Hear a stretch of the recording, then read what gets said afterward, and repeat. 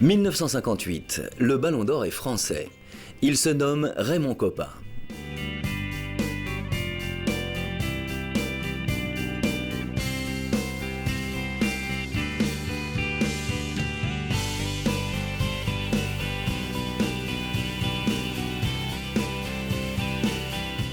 Une année décidément tricolore puisque Juste Fontaine monte aussi sur le podium en 3e position.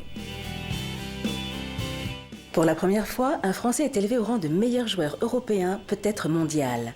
En tactique, nous n'avons jamais vu meilleur exécutant de ce que l'on appelle le 1-2. Kopa ne se contente pas de lancer ses partenaires au petit bonheur la chance, il les met dans les meilleures conditions de facilité et de réussite.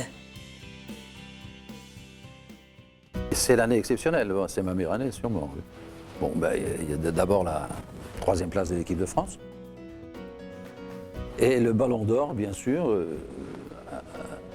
Pour une fois, je battais mon ami Alfredo Di Stefano. Il fallait effectivement faire cette Coupe du Monde pour le battre, parce que l'Espagne n'était pas qualifiée et lui n'a pas joué cette Coupe du Monde. Au stade de Reims, Kopa gagne 4 championnats de France, mais il atteint véritablement le sommet de sa carrière avec le Real Madrid. Surnommé Napoléon, ce Français d'origine polonaise vit avec difficulté son entente avec Di Stefano. L'Argentin était de ceux qui n'aiment pas que leurs prestations soient éclipsées. En plus, par leur positionnement tactique, les deux joueurs se retrouvaient souvent à couvrir la même zone sur le terrain.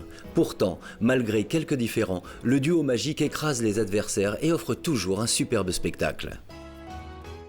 À mon arrivée au Real Madrid, c'est vrai que là j'ai eu la chance de la 2e meilleure équipe d'Europe, le Stade de Reims. Je me retrouvais à l'époque comme, dans la meilleure équipe du monde, tout au moins considérée comme telle à l'époque. Et c'est vrai, avec des joueurs d'exception comme Di Stefano, Rento, etc. Puskás est arrivé un an après.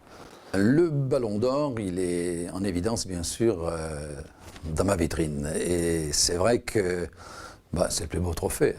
Être considéré comme le meilleur Européen dans une année, c'est fantastique. Mais j'avais à combattre un joueur d'exception à cette époque-là, c'était Alfredo Di Stefano. Alors là, pour une année, il pouvait me la laisser.